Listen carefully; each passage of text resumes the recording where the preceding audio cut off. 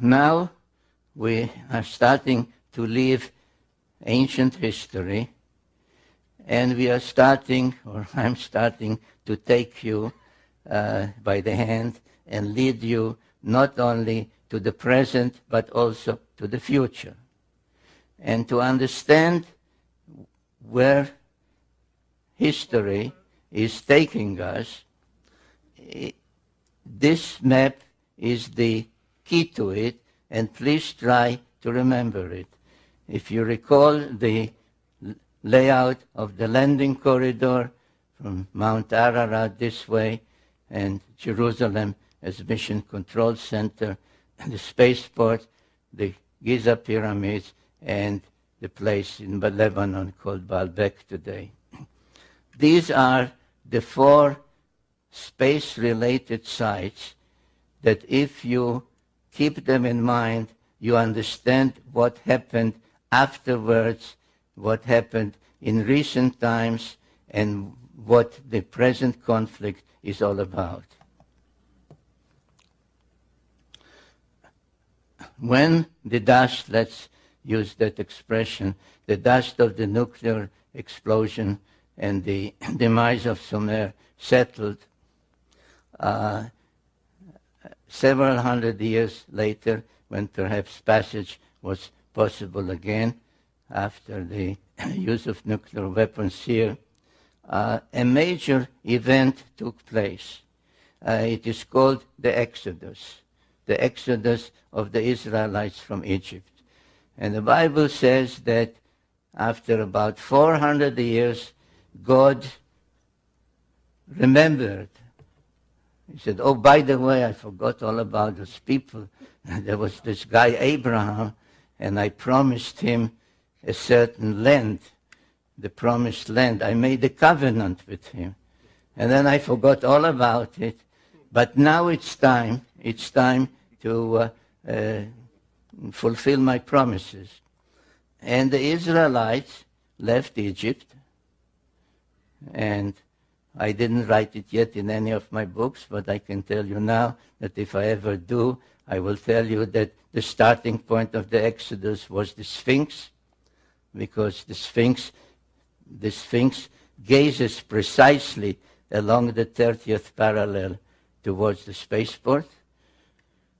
There was, of course, no more spaceport there, but the mountains remained, and the mountain which held the various facilities was there, and the Bible calls it Mount Sinai, the mount in the Sinai Peninsula, Har Elohim, the mountain of the gods, of the Anunnaki.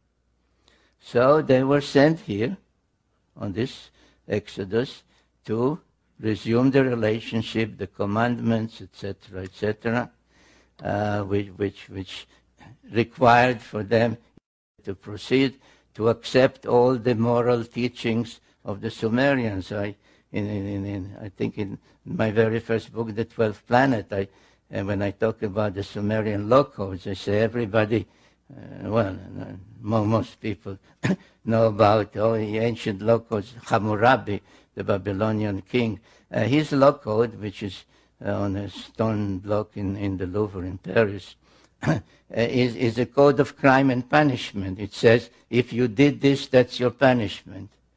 The Sumerian law codes, and there's one, for example, by a king 1,000 years before Hammurabi, 1,400 years before Hammurabi, that was a law code of justice that said you shall not take away the donkey of a widow. You shall not delay the wages of a day laborer. Those were the Sumerian law codes. So these were the Sumerian commandments, the Sumerian moral laws that had to be reaccepted, renegotiated at Mount Sinai. And once they were, they had to continue.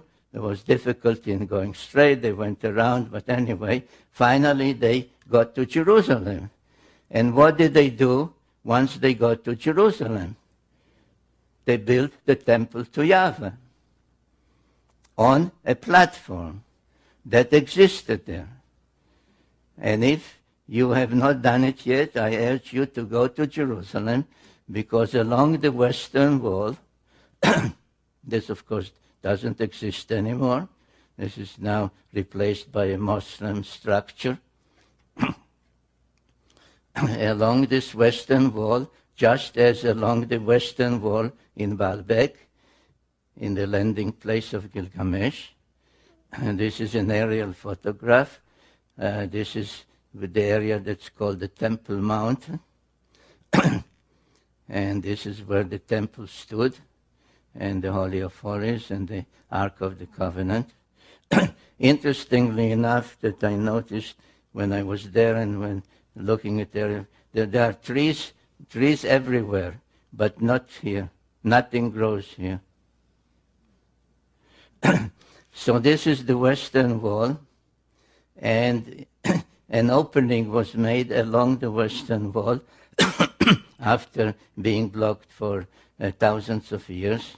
And what was discovered there is mind-boggling, because in the same place, the western wall, as in the landing place where Gilgamesh went, there is a trilithon, not of 1,100,000 tons, but only 600 or 700 tons, 3 immense stone blocks lying one next to the other, just as there. And somewhere there, there is a sign that says that this is exactly where a tunnel leads to the Holy of Holies above the platform. This is another shot of the trilithon in Jerusalem. Now, when Yahweh, the God of the Bible, commanded David and then Solomon to build a temple exactly on a pre-existing platform, this is what he said. These are exact words in translation. And I cannot read from this angle. Will anybody read out loud, please? Thus has said the Lord Yahweh, this Right. is Jerusalem. In the midst of the nations I placed her, and all the lands are in a circle round about her. Well, in the midst of the nations, in the center of the circles. Well, that could not be more explicit that this is the layout of the Mission Control Center. Now, at about the time that the Hebrews, the Israelites, were restoring the platform in Jerusalem, other things were happening in the adjoining countries, especially those countries that followed Marduk, the Babylonian one. In Babylonia, on cylinder seals, the sign of the cross began to appear.